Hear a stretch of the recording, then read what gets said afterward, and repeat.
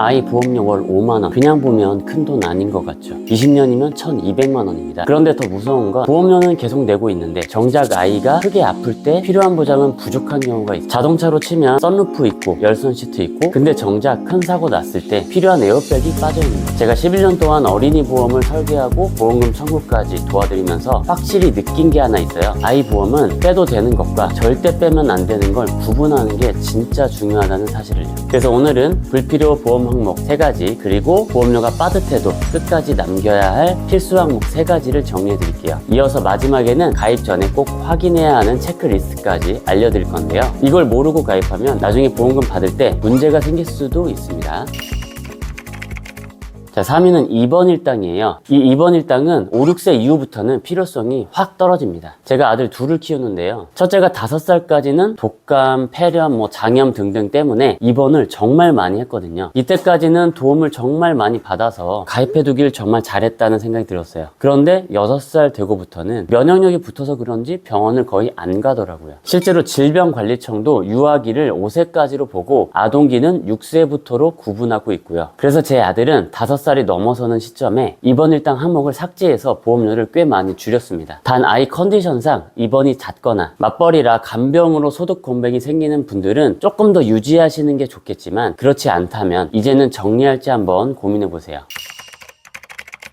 두 번째, 골절 진단비입니다. 예전에 50대 남성분이 축구를 하다가 우측발이 골절된 적이 있었어요. 골절 진단비를 30만원 가입해둔 덕분에 보험금 30만원을 추가로 받으셨고 꽁돈 생겼다면서 좋아하시더라고요. 근데 저는 오히려 이런 생각이 들었습니다. 골절 한 번에 30만원 받자고 이 보험료를 계속 내는 게 맞는 걸까? 암이나 뇌출혈처럼 한 번에 수천만원이 나갈 수 있는 큰 리스크에 비하면 골절 진단비는 없다고 큰일 나진 않거든요. 운동을 정말 자주 하거나 활동량이 많은 아이라면 도움이 될 수 있지만, 그렇지 않다면 우선순위는 낮게 두셔도 괜찮습니다.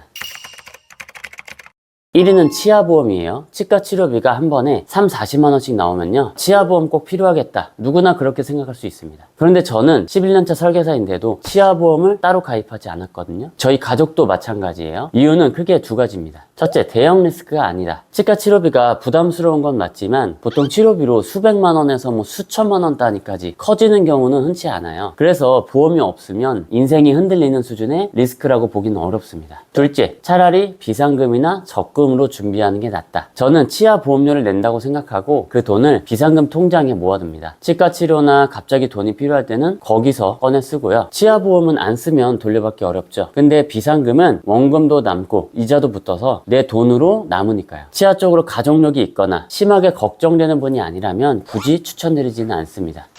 자, 새는 보험료를 줄이셨다면 절반은 성공하신 겁니다. 근데 이제부터가 진짜 핵심이에요. 돈 여유가 없더라도 무조건 이것만은 챙겨야 한다. 필수보험 탑3 지금부터 말씀을 드릴게요.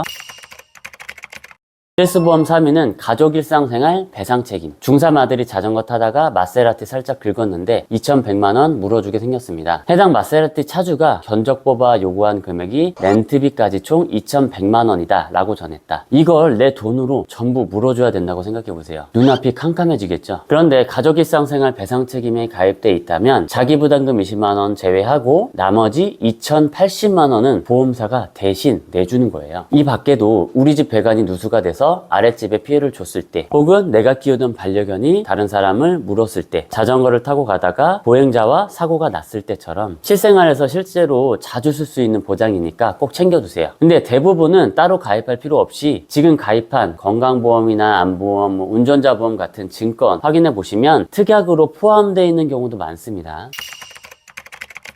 필수 항목 2위, 수술비 보험입니다. 작년에 실제로 있었던 사례인데요. 7살 아이가 놀이터에서 미끄럼틀을 타다가 팔꿈치 쪽이 크게 꺾이면서 결국 전신마취로 수술을 했습니다. 핀 고정 수술을 했는데요. 처음에는 치료만 잘하면 되겠지 싶었는데 부모 입장에서는 그때부터가 진짜 시작이더라고요. 수술 전 검사, 수술 당일 대기하고 또 수술 후 회복까지 엄마 아빠가 번갈아 가며 병원에 붙어 있어야 했고, 그 기간 동안 한쪽은 회사의 연차를 몰아서 쓰고 다른 한쪽은 조퇴와 결 출근을 반복했습니다. 문제는 아이 수술비만이 아니라 옆에서 간호하는 동안 생기는 부가적인 비용이 계속 쌓인다는 겁니다. 보호자 식사비, 주차비, 택시비, 깁스 때문에 필요한 보조용품, 간병하느라 급하게 맡긴 하원 도우미 비용까지 전부 합쳐서 생각을 해야 돼요. 실손 있으면 되는 거 아니에요? 이렇게 많은 분들이 말씀을 하세요. 근데 4세대 실손 기준으로 보면 비급여 치료는 70%만 보장이 됩니다. 실손이 100% 다 해주는 게 아니에요. 그리고 내가 일을 못해서 생기는 소득 상실, 그리고 부가적인 비용은 실손에서 일절 책임져 주지 않습니다. 실제로 제가 얼마 전 저희 가족 중 한 명이 손가락에 작은 종양이 생겨서 2박 3일 입원을 해서 수술을 받았는데요. 이 종양 하나를 제거하는 일인데도 비용이 생각보다 많이 들더라고요. 치료비에 병원 오가는 교통비까지 붙고 또 왼손에는 링거가 꽂혀 있으니까 손을 거의 못 써서 제가 일을 쉬면서 간병까지 했습니다. 결국 간병비와 그 기간에 새로 생긴 생활비까지 함께 계산해야 했죠. 여러분, 수술비 보험이 있는 경우와 없는 경우의 차이는 직접 겪어본 분들이 특히 잘 아시더라고요.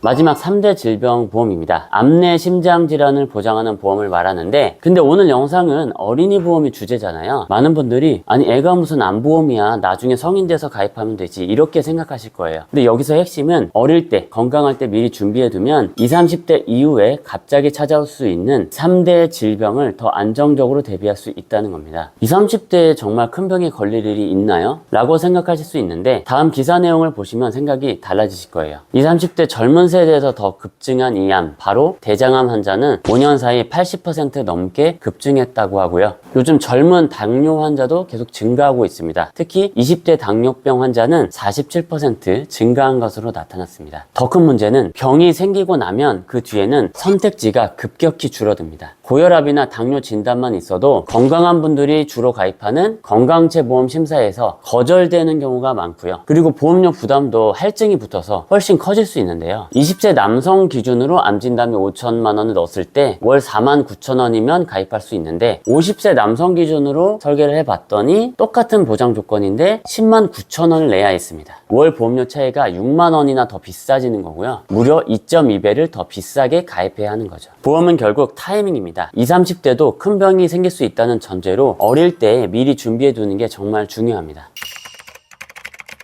자, 마지막으로 어린이보험 가입 전 필수 체크리스트 하나씩 정리해 드릴게요. 첫째, 병원 다녀온 적 있나요? 이런 질문 대충 넘기면 큰일 납니다. 직장암인데 감기로 병원 한 번 갔다고 보험 해지 통보를 받은 사례가 있었습니다. 자, 보험 가입할 때 꼭 나오는 질문이 있어요. 최근 몇 년 안에 병원 간 적 있나요? 검사, 치료, 약 처방 받은 적 있나요? 이게 보험 용어로는 계약 전 알릴 의무인데, 쉽게 말하면 병원 기록을 질문지 내용대로 정확하게 알리는 거예요. 문제는 가벼운 감기 한 번이라도 3개월 이내 갔던 게 기억이 애매하다고 대충 넘기게 되면 나중에 보험금을 못 받거나 심하면 계약이 깨질 수도 있습니다. 그래서 가입 전에는 이 두 가지를 꼭 챙기세요. 하나, 질문 문항을 캡처해두기. 둘, 내 병원 기록이 이 질문 문항에 해당이 되는지 매칭해서 하나씩 체크하기. 이런 문제들을 저는 현장에서 자주 겪다 보니까 저희 팀은 MRI 안심가입 서비스로 애매한 병력이 있어도 더 안전하게 가입할 수 있도록 정밀 심사를 도와드리고 있습니다. 필요하시면 언제든 편하게 문의 주시고요. 둘째, 건강하면 보험료 깎아줍니다. 이 할인 꼭 챙기세요. 옷 하나 살 때도 최저가 비교 다들 하시죠? 단돈 1,000원이라도 아끼려고 할인 쿠폰 하나도 놓치지 않는 게 우리잖아요. 그런데 보험은 누가 추천해주면 비교도 없이 너무 쉽게 가입하시는 경우가 많습니다. 문제는 보험사마다 같은 보장처럼 보여도 보험료가 다르고 할인 혜택, 할인 폭도 제각각이라는 점이에요. 예를 들면 요즘은 같은 보장이라도 건강 할인형이 적용이 되면 보험료가 크게 내려갈 수 있습니다. 조건만 맞으면 무려 30% 안팎으로 할인되는 회사도 있고요. 이렇게 되면 월 10만 원 가입할 거를 월 7만 원대로 내려가는 경우가 있다라는 거죠. 셋째, 20년 납이 무조건 이득? 틀렸습니다. 보통 20년 납과 30년 납을 비교할 때 총 납입 보험료가 30년 납이 더 많으니까 20년 납이 더 유리하겠지. 맞아요. 총액만 보면 20년 납이 더 적어 보입니다. 그런데 비교할 때 많은 분들이 한 가지를 놓칩니다. 바로 물가 상승률. 20년 전에 짜장면 값이랑 지금 짜장면 값이 같나요? 시간이 지나면 돈의 가치는 떨어지고 같은 금액이라도 체감하는 부담이 달라집니다. 그래서 물가 상승을 감안하면 오히려 30년 납이 더 유리한 경우도 생길 수 있습니다. 결론은 20년 납, 30년 납은 총액만 보고 비교하지 마시고 내 현재의 현금 흐름과 유지 가능성 등에 맞춰서 선택하셔야 합니다.